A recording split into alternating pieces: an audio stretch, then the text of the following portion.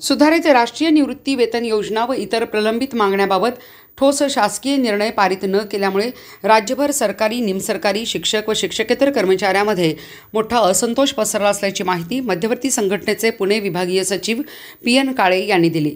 यावेळी जिल्हाध्यक्ष JK Mahadik, DG मुलानी, Sanjay भणमाने, SH Suryavanshi, Ganesh Dhumal, रवी अर्जुने, सतीश यादव, मिलिंद हारगे, संदीप सकट, अमेय जंगन, सुलताना जमादार इत्यादी पदाधिकारी उपस्थित होते।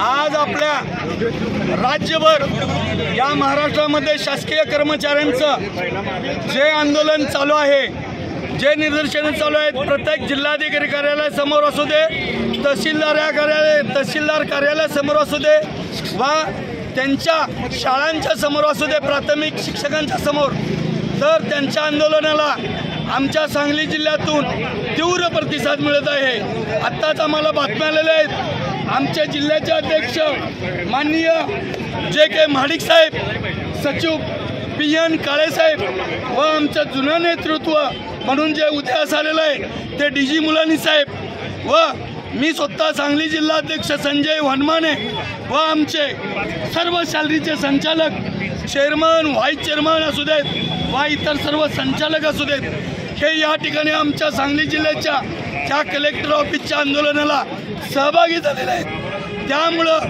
मी शासनाला व राज्यकर्त्यांना एवढीच कळकळीची विनंती करतो की बंधूंनो, तुम्ही पेन्शन घेताय, पण माझ्या ज्या 2005च्या नंतर लागलेल्या बांधवांना का पेन्शन मिळत नाही? आम्ही जुने पेन्शनधारक आहोत, आम्हाला मिळत्या, तुम्हाला मिळत्या, मग ह्या जुन्या पेन्शनधारकांना काय नाही नवीन? तर यांना पेन्शन मिळाली पाहिजे की मी जीव तोडून सांगतो, मी कळकळीची विनंती करतोय, याच्या पुढचा तीव्र लढा आम्ही उभारल्याशिवाय राहणार नाही। हे सांगली जिल्ह्याच्या वतीनं चतुर्थ श्रेणी कर्मचारी आणि आमच्या मध्यवर्ती कर्मचारी संघटनेच्या वतीनं ही मी ग्वाही देतो।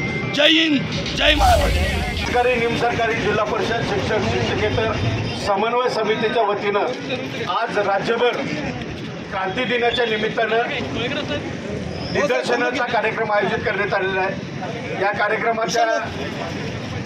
या कार्यक्रमामध्ये सर्व जिल्ह्यातील शासकीय विभागातील कर्मचारी मोठ्या संख्येने बंधू भगिनी उपस्थित आहेत, त्यांचं मी या ठिकाणी मनापासून स्वागत करतो। वास्तविक माननीय मुख्यमंत्र्यांनी 4 जून रोजी विधानसभेमध्ये घोषणा केलेली होती की आम्ही सर्वांना सुधारित पेन्शन योजना लागू करतोय आणि त्यामध्ये सोन्याप्रमाणे सगळ्या ज्या काही फायदे आहेत ते सगळे दिले जातील, फक्त 10% जे अंशदान वसूल होतं ते मात्र चालू राहील, अशा पद्धतीची ती घोषणा होती।